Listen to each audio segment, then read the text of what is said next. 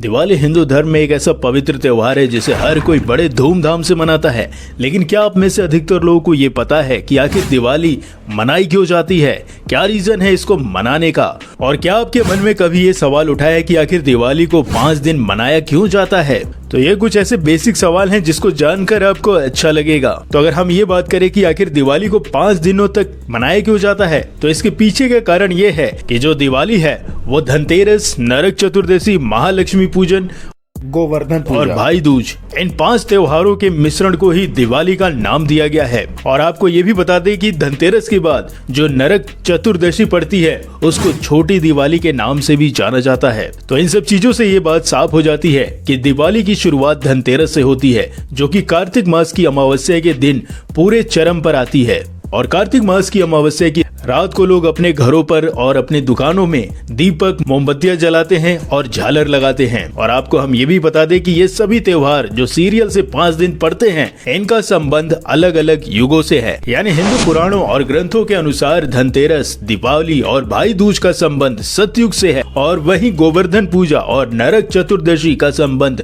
द्वापर युग से बताया जाता है। अब ये त्योहार भले ही अलग अलग युग के हों, लेकिन इनकी तिथियां आसपास पड़ने की वजह से एक साथ 5 दिन तक मनाए जाते हैं, जिसको दिवाली का नाम दे दिया गया है। अब अलग अलग युगों में ऐसी कौन सी घटनाएं हुई हैं जिसके कारण दिवाली मनाई जाती है, चलिए फिर इसके बारे में हम बात करते हैं। तो हमारे पौराणिक ग्रंथों के अनुसार ऐसा कहा जाता है कि जब सतयुग में देवताओं को राजा बलि के प्रकोप से मुक्ति दिलाने के लिए भगवान विष्णु ने वामन अवतार लिया था, और जो असुरों के उस जमाने में राजा थे जिनका नाम राजा बलि था, उसको बहुत बड़ा दानवीर भी माना जाता था। और ऐसा ही कहा जाता है कि जब वो एक बार यज्ञ कर रहा था, तब भगवान विष्णु वामन अवतार लेकर उसके यज्ञ स्थल पर पहुंच गए। तब ऐसा कहा जाता है कि शुक्राचार्य ने वामन रूप में भगवान विष्णु को तो पहचान लिया था, और उसके बाद उन्होंने राक्षसों के राजा बलि से यह आग्रह किया कि ये जो वामन है, जो तुमसे मांगने के लिए तुम्हारे पास आया है, इसको कुछ मत देना, इसको सीधे से इनकार कर देना कि मैं आपको दान नहीं दे सकता। लेकिन जो राजा बलि थे, उन्होंने शुक्राचार्य की ये बात मानने से मना कर दिया। उन्होंने कहा कि अगर कोई भी मेरे द्वार पे आएगा, मैं उसको बिना दिए वापस नहीं जाने दूंगा। फिर ऐसा कहा जाता है कि राजा बलि ने वामन भगवान से दान मांगने को कहा। तब वामन भगवान ने राजा बलि से 3 पग जमीन मांगी, और इसके बाद राजा बलि ने 3 पग भूमि दान देने का संकल्प ले लिया। तब भगवान वामन ने अपने एक पैर से संपूर्ण पृथ्वी को नाप लिया था और दूसरे पग में अंतरिक्ष को नाप लिया था। अब तीसरा पग बचा हुआ था, लेकिन तीसरे पग में कोई भी स्थान खाली ही नहीं था। फिर ऐसा कहा जाता है कि राजा बलि ने भगवान वामन से ये कहा कि आप अपना पैर उनके सर पे रख दें, और ऐसा कहने के बाद वामन भगवान ने अपने चरणों को राजा बलि के सर पे रख दिया। फिर ऐसा कहा जाता है कि जैसे ही वामन देवता ने अपने चरण को राजा बलि के ऊपर रखा, उसका शरीर पाताल के नीचे चले गया। और अब जब राजा बलि ने सब कुछ दान में दे दिया था, तो उसके पास कुछ बचा ही नहीं था।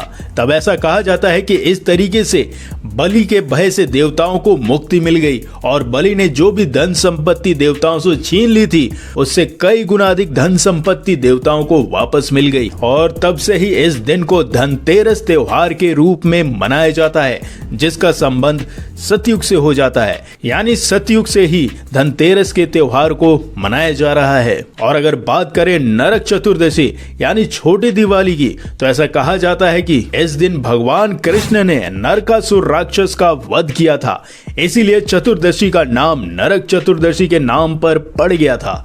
और इस दिन पूजा करने से नरक निवारण का आशीर्वाद भी मिलता है।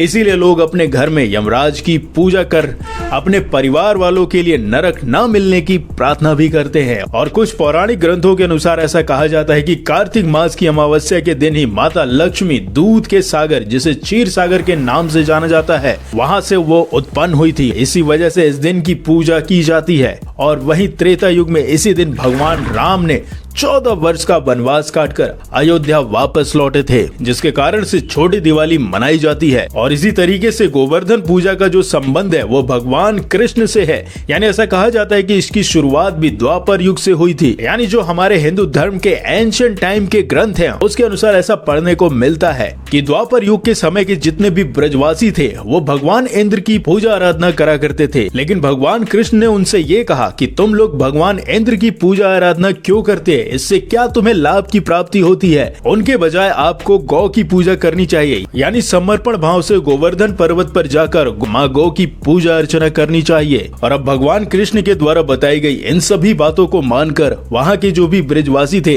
वो भगवान इंद्र की पूजा छोड़ करके गोवर्धन पूजा करने लगे, यानी भगवान गणेश की पूजा करने लगे। यानी गोबर के द्वारा भगवान गणेश की मूर्ति को स्थापित करके गोवर्धन पूजा करने लगे। तब इस बात से नाराज होकर भगवान इंद्र ने भारी बारिश करी, जिससे कि लोग उनसे डरकर उनकी पूजा करने लगे। यानी उस जमाने में इतनी तेज बारिश हुई थी कि बारिश के कारण पूरे गांव में बाढ़ आ गई थी, और ये सभी कुछ भगवान इंद्र के क्रोध के कारण हुआ था। तब ऐसा कहा जाता है कि उस जमाने में जब लोग भगवान कृष्ण से अपने जीवन की रक्षा करने की प्रार्थना की, तब उन्होंने ब्रजवासियों को बचाने के लिए पूरा गोवर्धन पर्वत अपनी एक उंगली पर उठा लिया था, और लगातार 7 दिन तक भारी बारिश होती रही, लेकिन एक भी ब्रजवासी बाढ़ की चपेट में नहीं आया और ना ही उसको कोई भी नुकसान हुआ। तब ऐसा कहा जाता है कि ब्रह्मा जी ने स्वयं इंद्र को बताया कि पृथ्वी पर भगवान विष्णु ने कृष्ण के रूप में जन्म लिया है, तुम उनसे लड़ नहीं सकते हो। और तब इस बात को जानकर इंद्र बहुत ही ज्यादा पछताए और भगवान से क्षमा मांगी। यानी जब 7वें दिन उन्होंने भगवान कृष्ण से क्षमा मांगी, तब ऐसा कहा जाता है कि भगवान कृष्ण ने सभी ब्रजवासियों को 7वें दिन गोवर्धन पर्वत को नीचे रखकर हर साल गोवर्धन पूजा करके अन्नकूट करने को कहा। और तब से लेकर अब तक कार्तिक मास के शुक्ल पक्ष की प्रतिपाद को ये त्योहार हमेशा मनाया जाता है।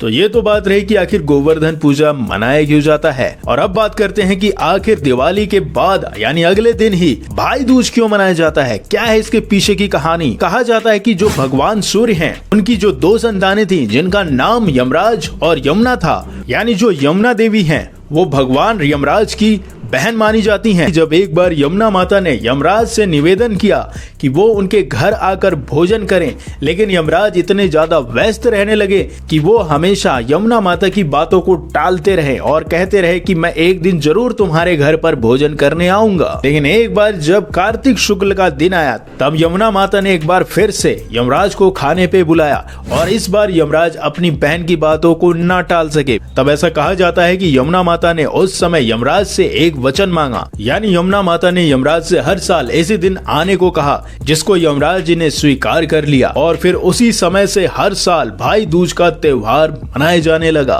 और ये जितनी भी घटनाएं हुई हैं, ये सभी अलग अलग युग में हुई हैं, लेकिन इन सभी का समय एक ही साथ रहा है, जिसकी वजह से ये सभी त्योहार एक ही महीने में पड़ती हैं और सीरियल वाइज पड़ती हैं, जिसके कारण से इन सभी त्योहारों के समूह को ही दिवाली का नाम दिया गया था। तो ये रही जानकारी दिवाली के बारे में कि आखिर दिवाली मनाई क्यों जाती है। तो अगर आपको ये जानकारी अच्छी लगी तो इस वीडियो को अधिकतर लोगों के साथ शेयर करिएगा। फिर मिलते हैं किसी नए टॉपिक के साथ, तब तक के लिए नमस्कार।